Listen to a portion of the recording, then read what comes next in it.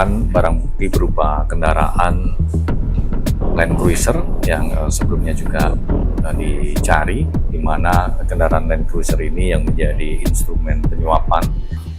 Dalam lanjutan penyidikan perkara terkait dengan dugaan suap di Kabupaten Kuansing, sejak hari Sabtu kemarin penyidik melakukan kegiatan penggeledahan di sejumlah titik.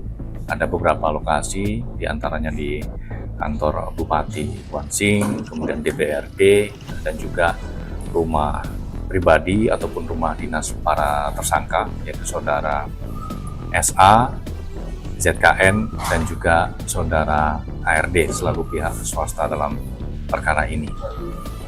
Selain itu, penyidik juga telah menemukan barang bukti berupa kendaraan Land Cruiser yang sebelumnya juga dicari, di mana kendaraan Land Cruiser ini yang menjadi instrumen penyuapan yang dilakukan oleh saudara ZKN bersama ARD untuk Bupati saudara SA. Kemudian kendaraan tersebut saat ini sudah dalam perjalanan untuk dibawa ke Jakarta. Tentu kendaraan ini menjadi salah satu barang bukti untuk memperkuat bukti-bukti lain yang sudah didapatkan dalam perkara ini. Selain penggeledahan di sejumlah titik tersebut, penyidik juga melakukan penggeledahan di Dinas Perkebunan dan juga di rumah Kepala Dinas Perkebunan. Karena kalau kita melihat konstruksi perkaranya, selain adanya dugaan suap. Operasi tangkap tangan ini disinyalir ada kebocoran, ada informasi KPK nggak soal itu, benar apa enggak ada kebocoran? Kami akan terus menelusuri informasi tersebut. Yang pasti memang tim melakukan pencarian kepada pihak-pihak terkait, diantaranya Bupati dan juga Sekda yang sampai dengan saat ini belum ditemukan. Sore kami akan menyampaikan update terkait dengan kegiatan penyelidikan tertutup yang dilakukan oleh KPK di wilayah Kabupaten Kuansing, Provinsi Riau, bahwa dalam peristiwa tertangkap tangan tersebut tim penyelidik mengamankan sejumlah 10 orang. 9 orang diantaranya diamankan di wilayah Kuansing dan 1 orang lainnya diamankan di wilayah Jakarta. Dari 10 orang tersebut, KPK kemudian membawa ke gedung KPK Merah Putih, dilakukan pemeriksaan secara intensif kepada sejumlah 5 orang, yaitu 3 orang dari pihak swasta, 1 orang merupakan PNS di Kabupaten Kuansing, dan 1 orang lainnya adalah pihak keluarga dari penyelenggara negara atau PN di Kabupaten Kuansing. Selain mengamankan para pihak, tim juga mengamankan barang bukti dalam peristiwa tertangkap tangan ini, yaitu barang bukti elektronik berupa transaksi keuangan. Selain itu juga tim mengamankan 1 unit kendaraan roda 4 yang diduga menjadi instrumen suap yang dilakukan oleh para pihak tersebut. Adapun perkara ini diduga berkaitan dengan dugaan suap untuk suatu jabatan di Kabupaten Kuansing. Selain itu, pada kesempatan ini kami juga ingin menyampaikan KPK mengimbau kepada Bupati dan Sekda Kabupaten Kuansing agar kooperatif dan menyerahkan diri ke KPK, karena keterangan dari Bupati dan juga Sekda dibutuhkan dalam proses hukum yang sedang berjalan di KPK saat ini. Mungkin itu dulu, teman-teman, silakan. Dalam OTT ini juga KPK menyegel 6 ruang kerja di Pemkab Kuansing dan 1 ruangan milik Ketua DPRD Kuansing. Apa benar, Mas?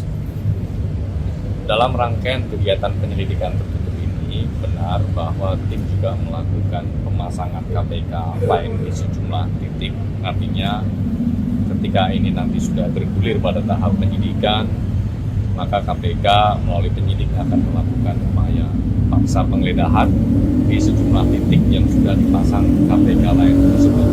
Tentunya kegiatan penggeledahan adalah untuk memperoleh bukti-bukti tambahan untuk memperkuat alat bukti dalam penyidikan. penyelidikan perkara ini. Dan dari rangkaian penyelidikan tertutup ini, sore tadi sudah dilakukan ekspos dan pimpinan sudah memutuskan bahwa perkara ini naik ke tahap penyidikan. Sehingga dalam proses atau tahap penyidikan ini, KPK kemudian nanti akan menetapkan para pihak sebagai tersangkanya.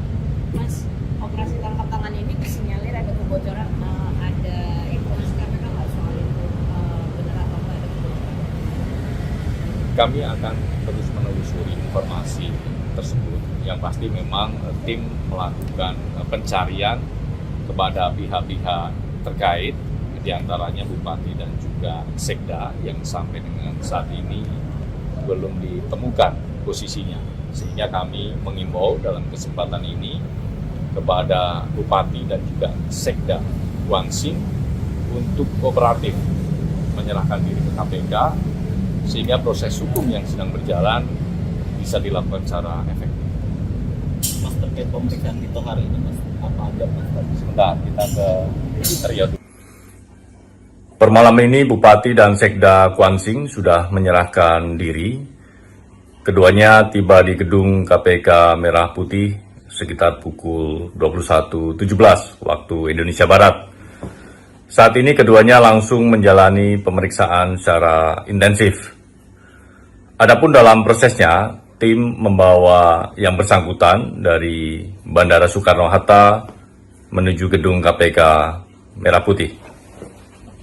Ketua Umum Pemuda Pancasila, Yapto Suryo Sumarno, kembali menjalani pemeriksaan di Komisi Pemberantasan Korupsi. Yapto diperiksa sebagai saksi dalam perkara dugaan gratifikasi yang menjerat mantan Bupati Kutai Kartanegara, Rita Widyasari. Mohon izin Bapak, izin Bapak.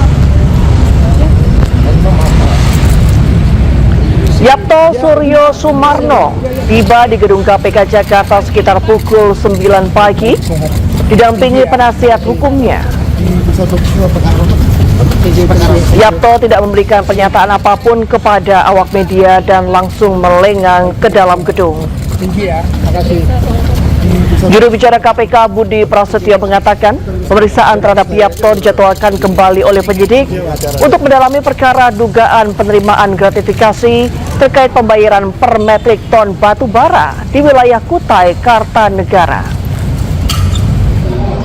Dalam pemeriksaan tersebut, penyidik akan menelusuri sejumlah aset yang diduga berkaitan dengan penerimaan gratifikasi oleh tersangka. Selain itu, penyidik juga mendalami kemungkinan adanya unsur tindak pidana pencucian uang.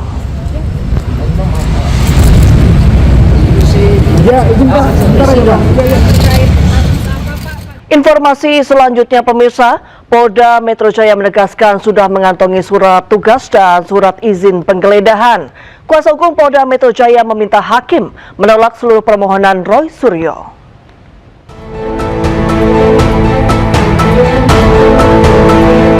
Sidang pra-peradilan Roy Suryo Selasa pagi, Polda Metro Jaya dan Kejari Jakarta Selatan sebagai termohon memberikan jawaban. Tim bidang hukum Polda Metro Jaya menyatakan penyidik telah menjalankan seluruh proses sesuai Kitab Undang-Undang Hukum Acara Pidana atau KUHAP terhadap penindakan kepada Roy Suryo. Penggeledahan rumah Roy Suryo dilakukan berdasarkan penetapan Pengadilan Negeri Tangerang. Penyidik disebut juga telah menunjukkan surat tugas dan surat izin penggeledahan. Atas dasar tersebut, kuasa hukum Polda Metro Jaya meminta hakim menolak seluruh permohonan pra-peradilan yang diajukan Roy Suryo. Termohon memperlihatkan surat perintah penahanan beserta berita acara penahanan kepada pemohon dan penasihat hukumnya serta memberikan kesempatan untuk membaca dan menandatangani dokumen tersebut. Namun demikian, baik pemohon maupun penasihat hukumnya kembali menolak membubuhkan tanda tangan. Roy Suryo bersama kuasa hukumnya menilai jawaban Polda Metro Jaya tidak konsisten. Rencananya pada sidang lanjutan, Roy akan menghadirkan saksi. Saya pun juga kaget ketika mendengar, kok balik lagi ke KUHAP yang lama, padahal itu jelas-jelas ya. Secara detail secara hukumnya tadi sudah jelas. Dan besok pagi ya itu memang akan ada saksi yang juga kami hadirkan, dan itu akan jelas akan membantah apa-apa yang tadi telah disampaikan. Termasuk mereka menghindar dari satu syarat yang sangat penting. Bukan hanya satpam. Yang paling penting itu adalah ada perwakilan dari penduduk setempat. Sidang pra-peradilan diajukan Roy Suryo untuk menguji sah atau tidaknya tindakan penyidik Polda Metro Jaya. Di Jakarta, tim liputan iNews melaporkan. Subscribe, share, like, and comment. Subscribe, share, like, and comment. Subscribe, share, like, and comment.